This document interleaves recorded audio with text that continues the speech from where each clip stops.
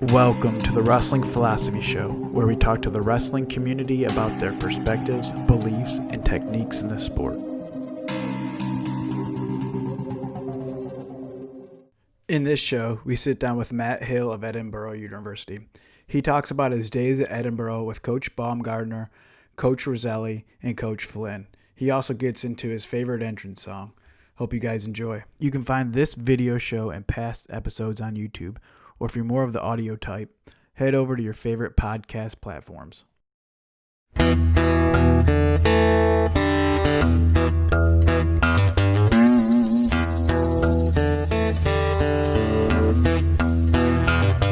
Well, woman I love is named Ramona. She kinda looks like Tempest Storm, and she dance like a little Egypt. She works down the Snake Farm. Snake Farm, it just sounds nasty. Snake Farm, it pretty much is Snake Farm. It's a reptile house, Snake Farm. Here with Matt Hill of Edinburgh. How you doing today, Coach? Doing good, man. Just getting through 2020 like everybody else. So can't wait for Right. 2021. You in there in your office there? Is that where you're at? Yeah, we're in our office. We're down in the bottom of Macomb Fieldhouse. Have you ever been to Edinburgh? No, downstairs Macomb Fieldhouse? I've been on campus there back when I was in high school, but I didn't go through the facilities. Yeah, it's some people refer to as a dungeon, but it's a cool little area. It's a cool spot. Cool. So, for those that don't know you, I guess just a quick snippet of where you're at and how you got there, I guess. Grew up in Western Pennsylvania, Beaver County, outside of Pittsburgh, and went to a high school called Freedom area, part of the WPIL. Was a 3/4 sport athlete all through high school. Then I ended up selecting wrestling.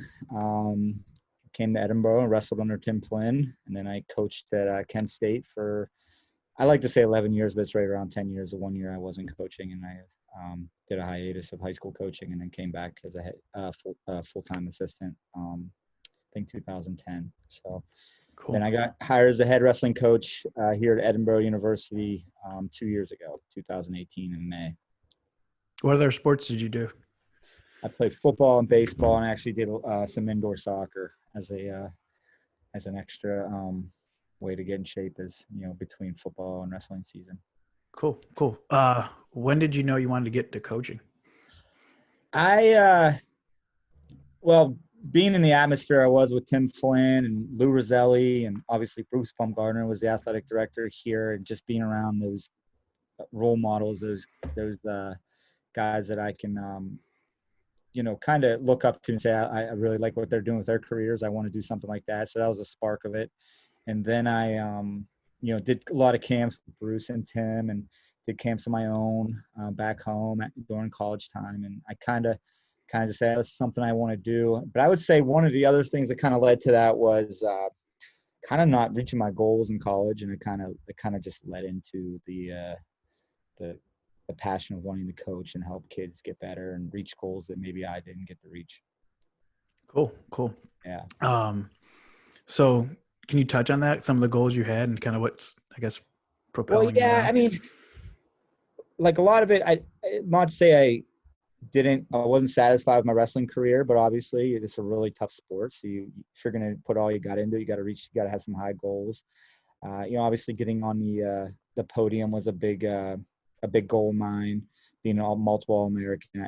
I didn't reach those. So I had a lot of friends and teammates that did do that and put that, reached their goals or the goals that they set for themselves in some sort. And so that kind of fueled me and got me thinking a lot about wanting to coach and keep on continuing that competitive nature I have. Okay.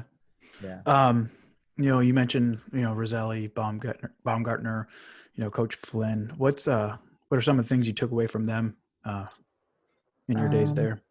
Well, Bruce is just a walking legend. So you got to see his success, at the highest level in our sport. I got to see how he conducted himself as a athletic director, a business owner with the camp system, and just the way he presented himself as a person.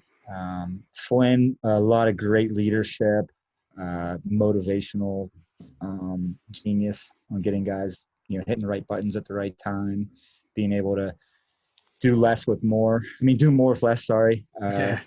So do more with less, and just the way he was able to interact with athletes and pretty much make them believe that they can run through a wall, if, even though it was impossible, but he still made you believe it. And then Lou, technical genius in wrestling, motivational as well, straight to the point guy. And then I got to, he's just a mentor, someone I can look up to as well.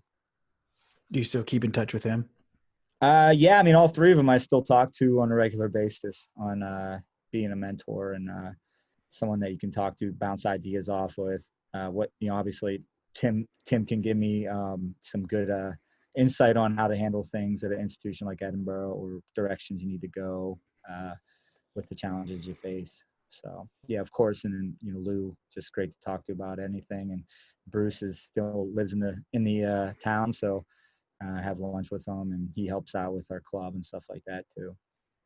That's a heck of a trio that you can rely on. Yeah.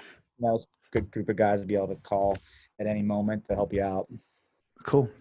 So, someone new to wrestling, or, getting in the scene of, high school and looking to go to the next level. What is the philosophy, or how would you describe Borough Built? Yeah. The one thing with being Borough Built would be the kind of like the mentality of, you have a chip on your shoulder. You're going to defy the odds a little bit against some, guys on paper that might be a lot better than you. Consistent hard work, lifestyle off the mat, with your academics and in the community, and just the progression of consistency and living a good lifestyle to become the best wrestler you can. Cool.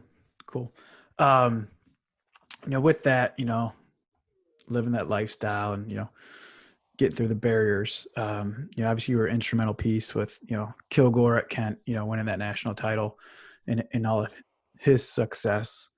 Going in, that NCAA tournament, he wasn't the favorite. So what do you say to someone like that? What's the dialogue with someone, you have the expectation, but, maybe not on paper or in the, media's eyes, it's not the favorite, or what do you say to someone like that? Dustin had a huge passion for winning a NCAA title. Like, that was all he thought about. He dreamed it. That was all he wanted. Even after he won his NCAA title, I remember him on ESPN saying, I wanted it so bad after he could barely breathe. He pinned the guy, but his passion was really high for winning an NCAA title. So that was all he wanted. But going into it, it really wasn't like, oh, if you don't win a title, your wrestling career was a waste. It was just go in, relax, have some fun, keeping them, thinking about fishing and hunting or something. And then, but the wrestling was always, the key. But just kind of keeping him, comfortable. At the later part of his career, it was all about being peaked at the right time and, comfortable, not too stressed out. Early in the career, we were training really hard. But then later in his career, it was more about, being ready to rock and roll and feeling good. So, but say, it's Kilgore, Dustin. So right. it's one of those guys that just, you have to know him for a while to really get a grasp on what he's thinking too. So, he just had a kid, so that's exciting. Oh, cool. So, yeah, cool. Is there any different dialogue then, in his senior year when he's kind of the favorite? I mean, obviously the Quentin Wright, matchup was tough, but is a different conversation when you're on top, or, maybe not his match, but, current athletes you have when they're expected to win? I would say everybody's different, but I would say with Dustin, it was just a tactical thing, telling him this is exactly what this kid does. And he was able to game plan against some kids, or it was, you just got to do what you're good at, shoot, 10 attacks every period, get the guy exhausted, use your conditioning to beat everybody. In Quentin's case, the kid had an underhook that Dustin wasn't really good at defending. So that was the one thing that happened to him. And Quinn's a really good wrestler too, but just keeping him relaxed and feeling good. That was Dustin's, the later part of his career, and he was in his 6th year too. So, because he took the Olympic red shirt after he won his title, so just keeping him relaxed and keeping him feeling good. I'll keep on saying that because that's what he was all about. Like his last year or two to Kent State.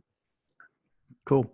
One thing I like to ask, just hear people's take on the sport and their approach. Are there any rule changes you would kind of like to see changed at the NCAA level? I don't have any hard stances in the NCAA level. Okay. I think we've really honed in on making the sport better. I know there's some philosophical things with, transition to more of a freestyle type sport, more action on your feet and stuff like that. I'm not for it. I would say I like our traditional style wrestling. It's our culture in the U.S. is to have that folk style mentality. But I do really like freestyle as well. So I think it's a good mixture of both styles. But nothing major right now in college. The high school level, I can give some opinions there with some, out of bounds rules and stuff like that. Where do you see that? Because I've had people on both sides of the fence on that. So you cut out. What'd you say? What at the high school level? What do you what's your take on that? Out of bounds? I would say I don't know if it's feasible with facilities and mats, but I think they should try to incorporate maybe the college out of bounds rules. It's really frustrating. You go to these elite wrestling tournaments, the best kids in the country, and the out of bounds rules just. You could talk to any college coach; they'd probably say the same thing. So, right. That's probably my only complaint. And then sport overall, I'm not sure if it's the best thing, but I also think it's not a bad thing either. And something to talk about would be mat Sideway-ins, kind of creating.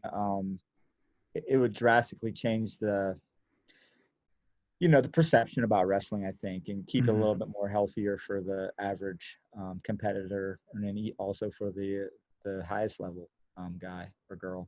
So I don't know if I'd want it, but I would like the conversation about that happen eventually, maybe. So right now, you talked about the rule change and folk style, freestyle. That I don't know if you got to see Brands and the Stalemate show this past weekend. Actually, Zeb was on there a little bit ago, but Brands talked about we got it right in America with folk style. You're selling out 20,000 seat arenas. He said.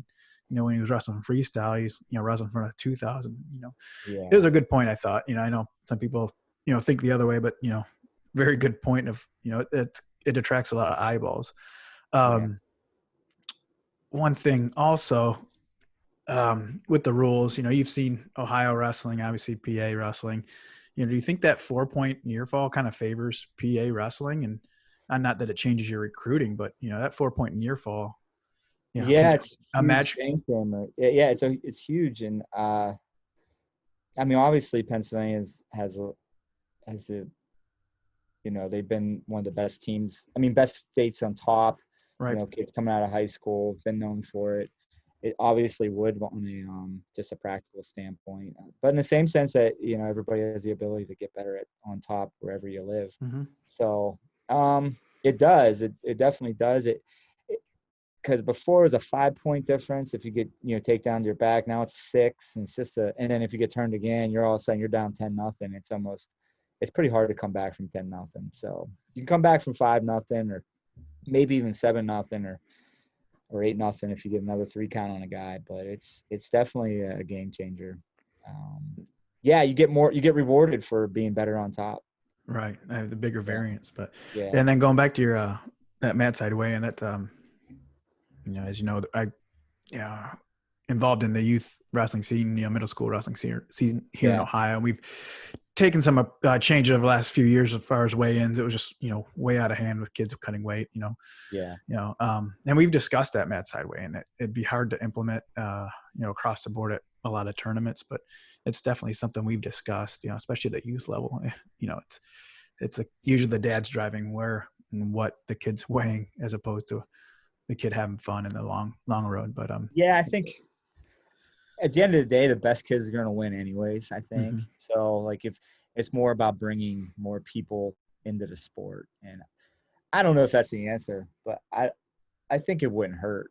I mean, if you Right. just know that you could just be healthy, don't have to worry about you know, I hate kids. Like you hear little kids wearing plastics or spitting in cups. It's Mhm. just stupid. So So what, I guess if that was instituted and you have, one of your wrestlers or, one of your kids not make weight, what do you think the penalty should be? It should be like almost like a point differential, or you don't get to wrestle I don't know. automatically?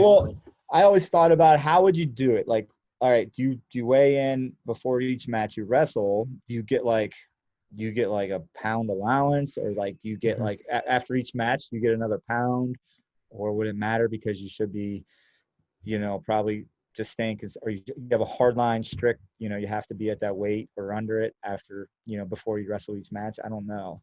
So because you're always going to have people game the system. That's just the way life Mhm. is. Right. So, you suck your weight for your first match. You only have to weigh in once before your first match. Obviously some kids will be able to do that. Others will, it'll be a performance issue. Usually that's what the weight side weigh-ins would do, would hinder the performance if you're sucking a lot of weight and have to step on their second time. Right. So, Exactly. And that's like I said, we've been discussing it. It's like, okay, what's the penalty chart? Is it a hard stance? And then, also at the youth level, you have parents that are new every year. So how do you explain to this, parent that the kid just sucked down a Gatorade? He can't wrestle now. He's, point point over. one over. Well, if you allow point one, Yeah, I mean that's point two, definitely yeah. that's definitely a big thing to think about, Right. because No, but I if would if say it, maybe for the first match it wouldn't be terrible, but then mhm, you if you have a kid that's wrestling 5-6 matches in a day and maybe drinks a lot of Gatorade and all of a sudden he's a quarter pound over his weight class, what do you mhm. do? So Yeah, no, we've tried to discuss all scenarios, and we have different tournaments. It's like, well, we could test it here or somewhere, but yeah, yeah, definitely. I think in the long run, if someone can institute it the right way, it'd be, I think, a huge game changer at the youth level. yeah. Do you have any unwritten rules of the sport? Well, I was the one I was like on a college wrestling bus, or any bus. You can't go number 2 in the back on the road trip. So that was the one. Um, Unwritten rule. I mean, locker room etiquette. You don't take someone else's like soap and stuff. That's kind of a big. I hate that when it happens.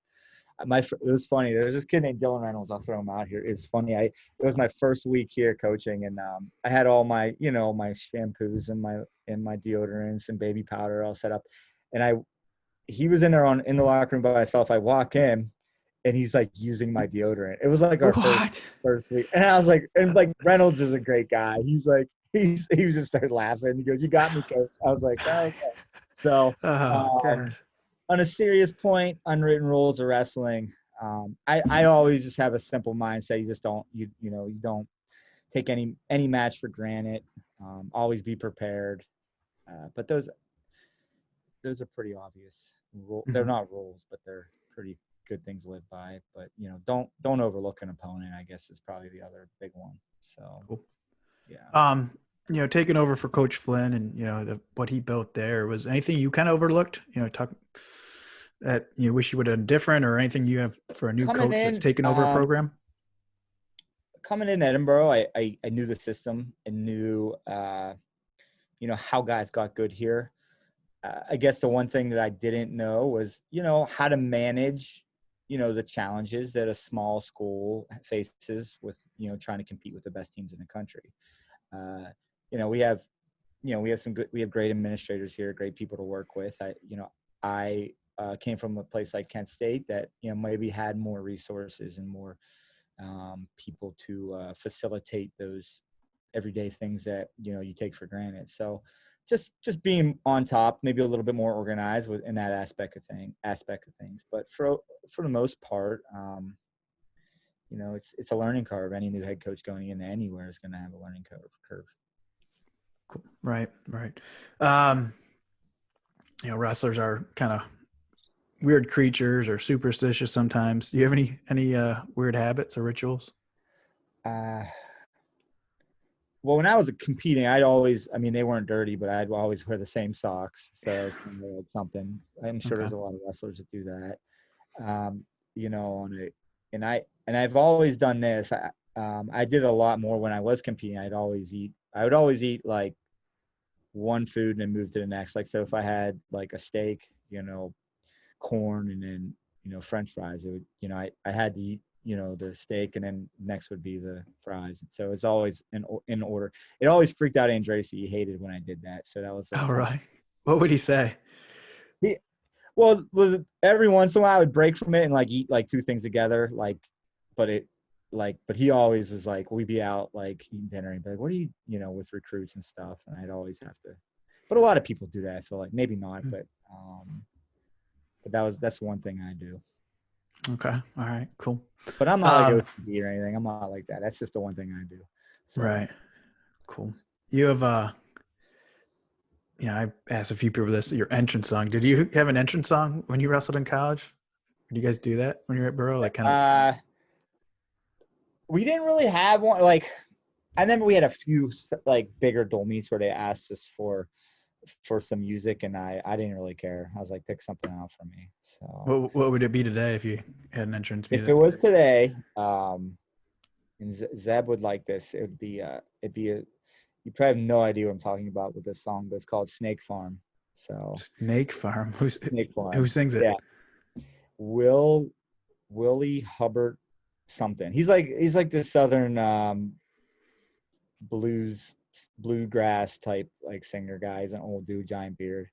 Okay. Yeah, it's so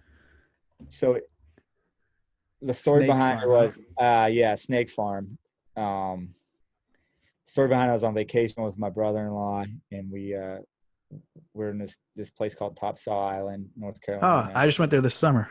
Yeah, with the family. Yeah, awesome place. Yeah, I remember maybe that was you. I saw that had Corey. Yeah, Quinn with family with Corey. Yeah, too, yeah. My in-law's gone there forever, but we were there, and we were trying to find this small little tiki bar at the end of the island, and we got there, and this was a couple of years back. And we got there in a song called Snake Farm on. So I'm like, this is the greatest song ever. So it was just nice. But I brought it to Kent State, and I kind of just play it all the time. It's a cool song. You'll like it. You'll appreciate it. Is that what you play in the room if you get the? Yeah, I get put on Snake Farm. Kind of a good like early 6 a.m. song to kick everything off. So stuff like that. So, but if I was in a national finals, I'd definitely be playing Snake Farm, running out to it. So cool. I have to listen to that. Yeah, I have to check that out. Any favorite social media files besides Zeb? That was sarcasm, but yeah. I just like I like some of the younger guys that have good positive stuff, like Gabe Dean, and a lot of those guys are a lot better at the social media game. So I can not to say I'm like old, but just I feel yeah. I'm not like super creative. I can't burst my mind onto the Twitter scene real fast. It takes me a while to write something up. But yeah, just all that, like John Reeder, I like, he kid puts out quotes all the time. So stuff to, I like motivational stuff. There's a lot of crazy stuff going out there, and you turn on social media, it's all politics. So try to try to find some positive stuff. But wrestling wise, I just like the the good positive stuff. Cool. Anyone from PA that I should have on, and anything I should ask them specifically? From Pennsylvania. I don't know, like a college coach or saying? Whoever, man. Whoever. Yeah.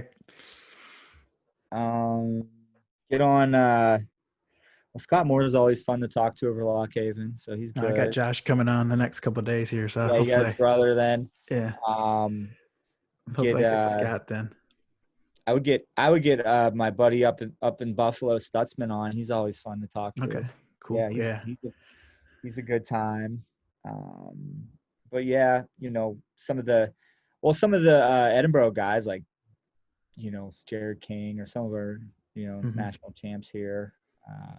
We have a lot of coaches out in the world, a lot of college wrestling coaches that wrestled Edinburgh, head coaches too. Actually, three of the 5 kids I graduated with, that were left here, are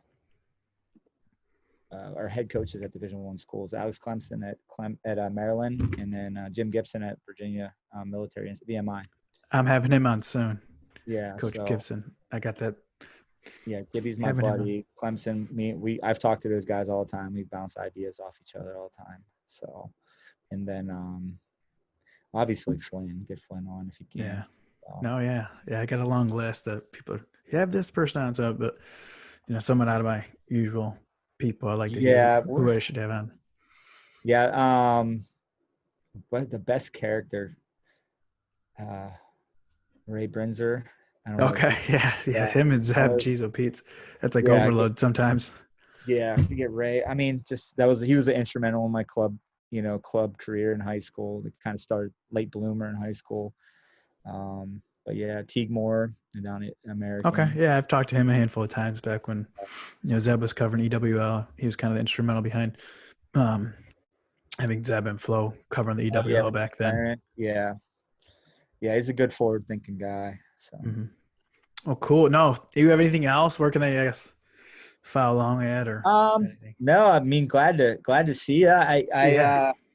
Time flies, man. It's crazy. It's been a minute. Yeah, time flies.